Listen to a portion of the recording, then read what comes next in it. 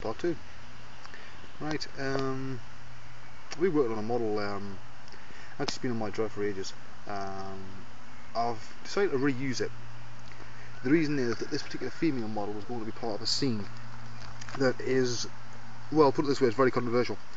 It's liable to offend a few of the major religions.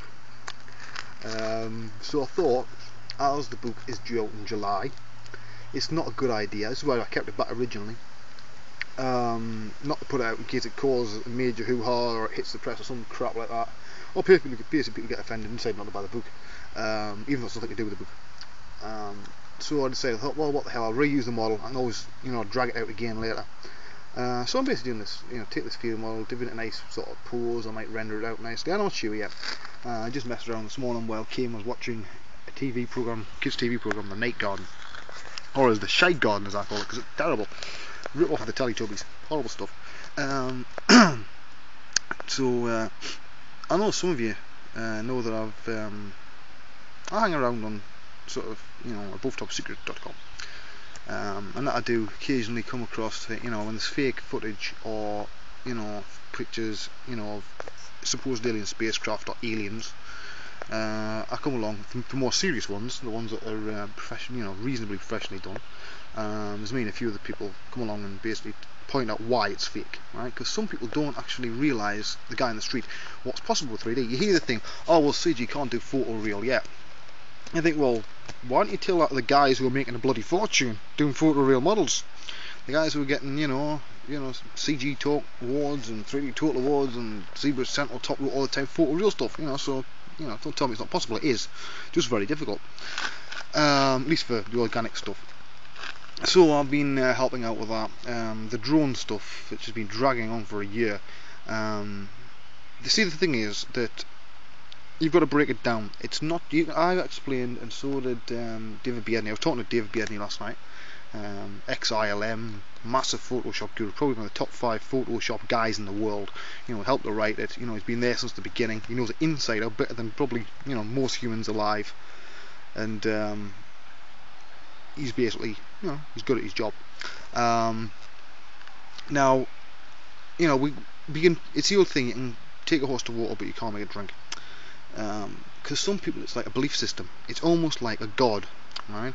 They want to believe so badly, they'll make excuses. So I'll say, like I did, yesterday, look, these sort of screw type fan things on this drone, they're misaligned. Some of them are further in, the other ones are further out. And the reason for that is, because they were further out, the further along this arm thing they went, it was because you could tell that somebody grouped or parented the model together, make it easier to transform. They've missed a couple of bits out, or the centre pivot being a bit off, and centre pivots can react to one another when you've got sort of links to nulls and stuff like that, which is I think most people in 3D, they know they're fake anyway. Let's face it. You can tell when somebody's been using the Real tool in 3D Max. Pretty obvious stuff.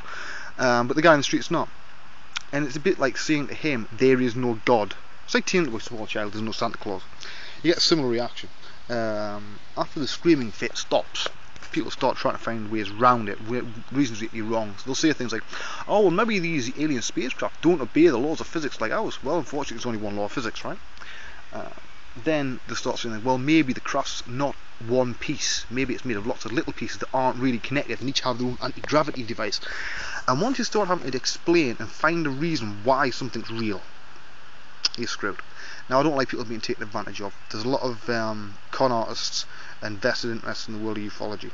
There's people making money out of things that they know goddamn well are fake. Right? The guys at ATS have tried to bust that wherever they can. I've been helping.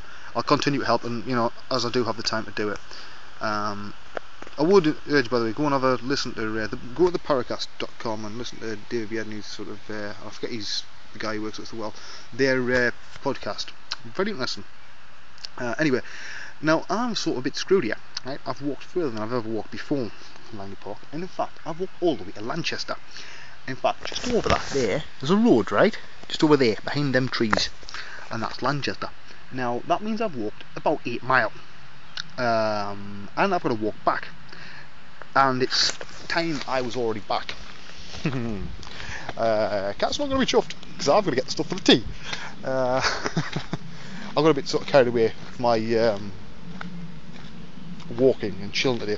You see, I'll show you this nice little river thing I found just down here. I've never been down here before. Just found this lovely thing with a path down here.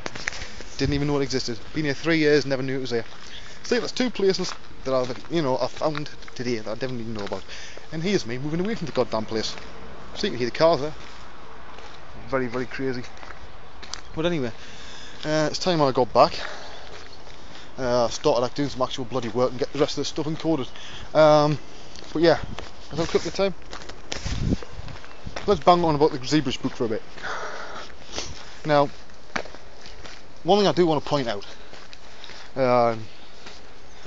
I've been a professional writer since I was 14. Before I left school, I was a professional writer. I was getting paid for it all the time. Obviously not in 3D, didn't exist then, the 3D industry. So I was writing professionally when a lot of people were still crawling around bare arse on the floor with a lollipop in their mouth. Right, I know what I'm doing on the writing side. I know I'm a fairly decent 3D artist because I say people in forums don't matter. It's the guys at the big firms, or have worked with the big firms at ILM, that see this shit every day. Right? And if they say that's good, you know that if it's not, they're going to tell you, right? So there you go. 800 odd pages. There's a lot of photographs in it. First half of the book is less photograph heavy than the last. Once we get into the creation of the actual scene, boy is there photographs. I know, because I had to number every single one of the bastards by hand. There are hundreds and hundreds of photographs. You know, this is one hell of a book. Now, there's probably going to be about 4 or 5, somewhere between 3 and 6 hours of footage on the DVD. We might have to break it into 2 actually. This is a big book with lots of stuff in it, and I think it's going to retail. I think it's in the UK pound about 22 quid or something like that. You know, pound sterling or something like that. We'll see. You know, I hope you all enjoy it. There's a lot of work went into it, and I think so far there's only 3 guys on the planet that know exactly how difficult it is to write a book on ZBrush. That's myself, Eric Keller, and Scott Spencer. Right? We sort of like I think we all got sort of like dragged into this, publishing war. And near the end I thought, well, it's actually not worth it. I'll do my bit. End of. Right? It would have been nice to have got out first, but this is a massive book. Right? A very big book. There was no way in hell this was ever going to be technically checked. The sort of grammar and everything else, you always check those over 2 or 3 times. Then checked for, to make sure it makes sense to somebody with no experience. No way that was ever going to happen before the deadline, even though it was handed in March. So I know this is a good book. If it wasn't, I wouldn't put my name to it. So, once it's out in July, go out and buy a copy. In fact, buy 2.